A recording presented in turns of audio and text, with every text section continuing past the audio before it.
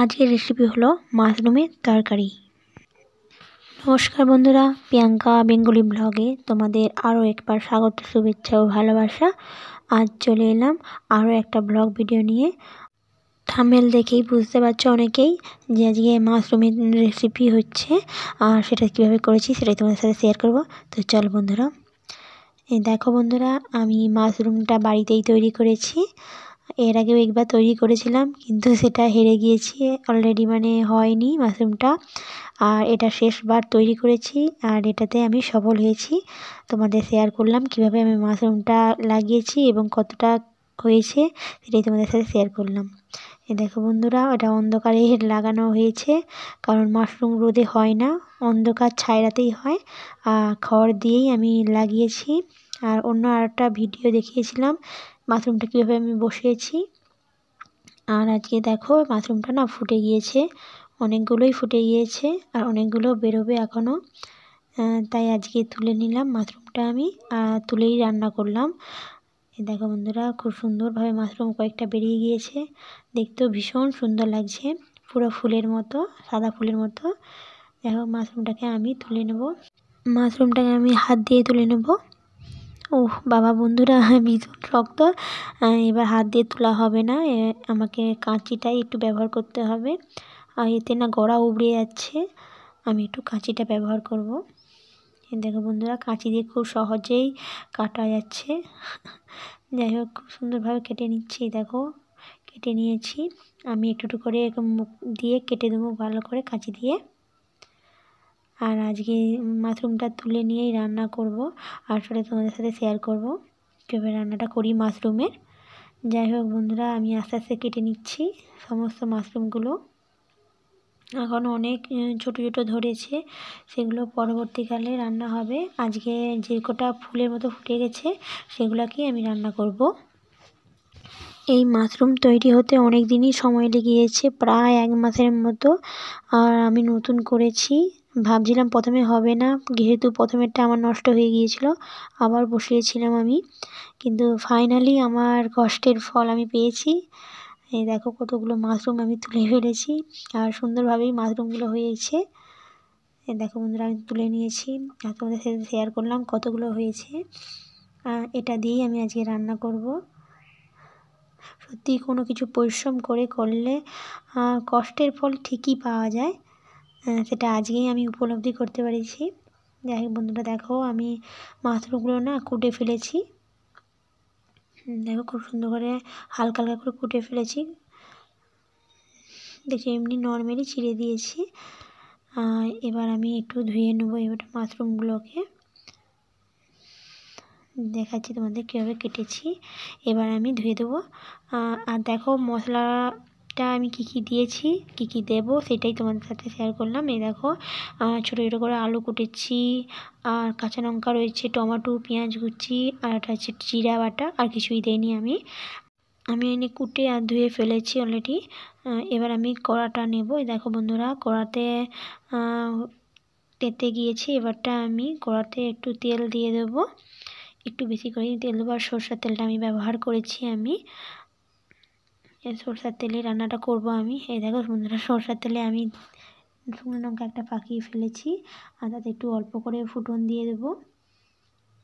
তারপর একটু ভালো করে ফুটনটা পাকিয়ে নেব, একটু ভালো করে ভাজা হবে। দেখো বন্ধুরা, খুব সুন্দরভাবে পাকা হয়ে গিয়েছে। এবারটা আমি পেঁয়াজ কুচিগুলো দিয়ে দেবো সব, পেঁয়াজ কুচিগুলো একটু ভালো করে ভেজে নেব। খুব সুন্দর করে পেঁয়াজ কুচিগুলো আমি ভেজে নিয়েছি। দেখো এবার দুটো কাঁচা লঙ্কা যেটা চিড়ে রেখেছিলাম সেটাই আমি দিয়েছি। আর এখানে আমি এছাড়া গুঁড়া লঙ্কা ব্যবহার করিনি, তোমরা চাইলে গুঁড়া লঙ্কাও ব্যবহার করতে পারো, তবে আমি কাঁচা লঙ্কা দুটো চিড়ে দিয়েছি, খুব বেশি ঝাল হবে না। আর দেখে এবারটা লাড়া হয়ে গিয়েছে, এবারটা আমি আলুগুলো দিয়ে দেবো, সমস্ত আলুগুলো একটু আলুটাকে ভেজে নেব ভালো করে।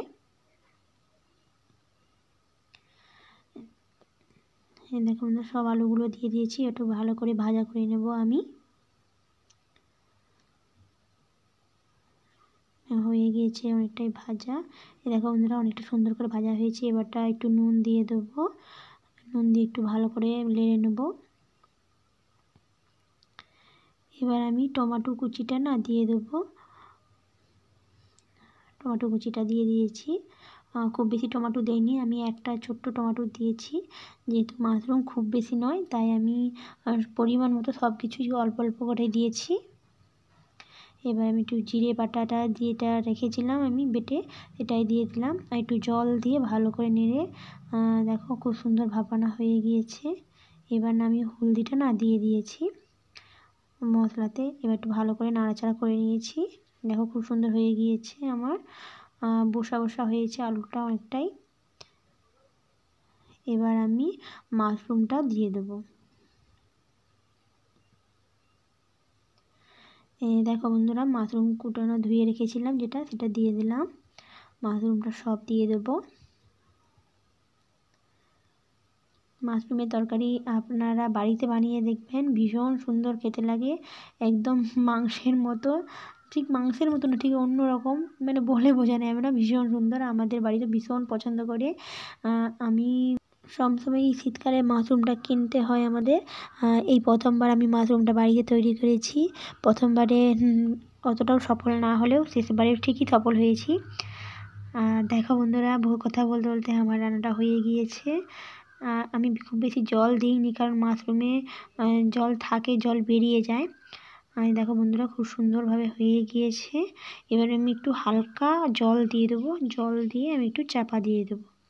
একটু একদম অল্প করে আমি জল দিচ্ছি, খুব বেশি সিদ্ধ হবে না, অলরেডি লাড়তেই সিদ্ধ হয়ে গিয়েছে।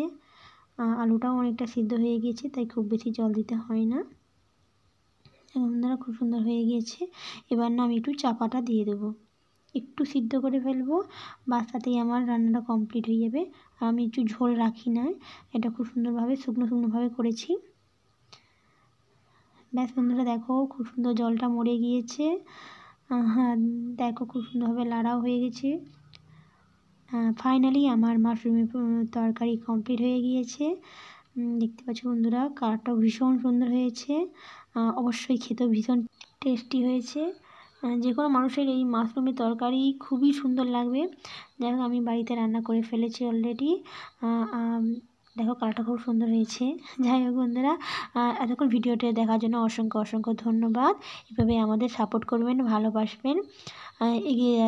এগিয়ে যাওয়ার জন্য তোমাদের সাপোর্টের ভীষণ প্রয়োজন। তাই তোমরা প্লিজ প্লিজ প্লিজ একটা লাইক আর সাবস্ক্রাইব করে আমার সঙ্গে থাকবেন। আজ আসি বন্ধুরা, আবার দেখা হবে পরের একটা ব্লগে। ততক্ষণ আপনারা ভালো থাকবেন, সুস্থ থাকবেন, সুন্দর থাকবেন। ধন্যবাদ।